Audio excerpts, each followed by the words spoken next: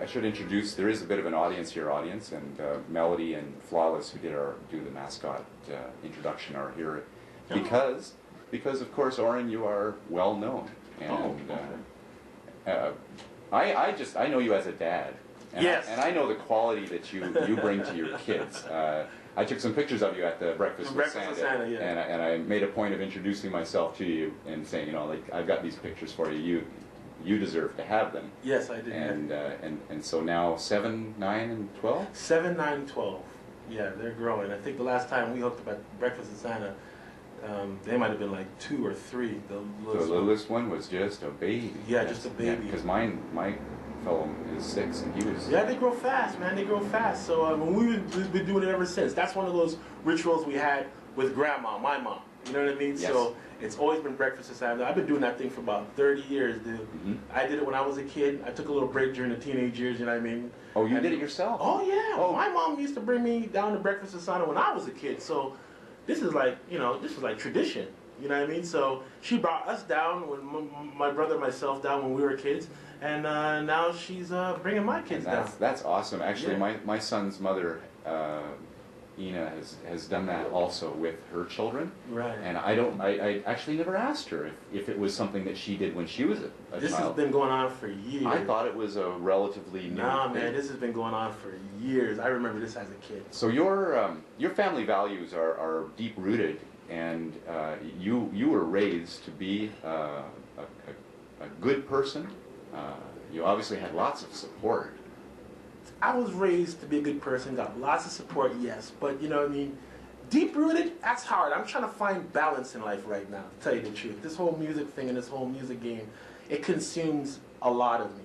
So what I'm trying to do now is I'm actually trying to be a better dad. I said, I'm good. You caught me on a good day. You caught me on something that's scheduled. It couldn't change, you know what I mean? And so I'm trying to do more of that, to tell you the truth. So right now, my whole goal is, I got this little music thing happening right now. Everything's going good.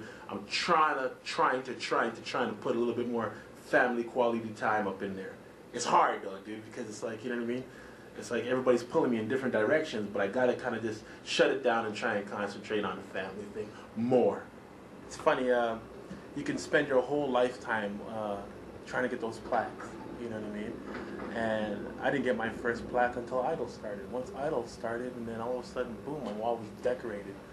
Really? Yeah. And you had already done 7 years on the Mike Bullard show? Mike Bullard show, yeah. You had all that history behind you. Yeah, well, what happened was I started to concentrate on television.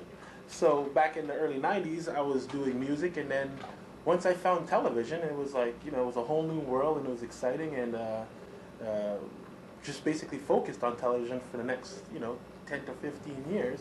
And so I walked away from it. This is my first almost soiree back into the record business because of a show like Idol, because it mixes television with music, So it was able to get me kind of back in the game there, and it's been an interesting little run so far.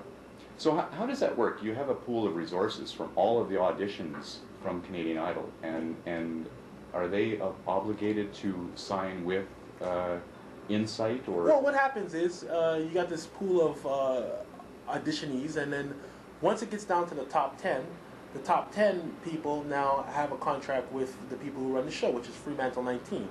And so they have their contract, and whoever they want to sign, they're able to sign. Of course, the number one person gets the record contract, but it's open for any of the top 10, depending on the situation. And then I guess, I don't know, it's 3 or 4 months after the show ends. If nothing's happening, they're able to go and do any deals they want to do. I like Craig's music. He's got a nice sound. Beautiful voice. A beautiful voice. What would you refer to that? Is that tenor? Yeah, he's like a high tenor. He's a high tenor. But really, and I suppose people could make fun of that, but it seems to me that the successful musicians, you listen to Cher, she sounds like a man. You listen to Michael Jackson, he sounds like a woman. It's about being unique. You know what I mean? It's about being unique. The great thing about Craig Sharp is that he has quite the range. You know what I mean? He's a young guy, and so when you don't know Craig, it's like a little bit of confusion. But that's what makes him unique. That's what I was just like, holy crow! This kid from Newfoundland, he can sing, and he can sing high.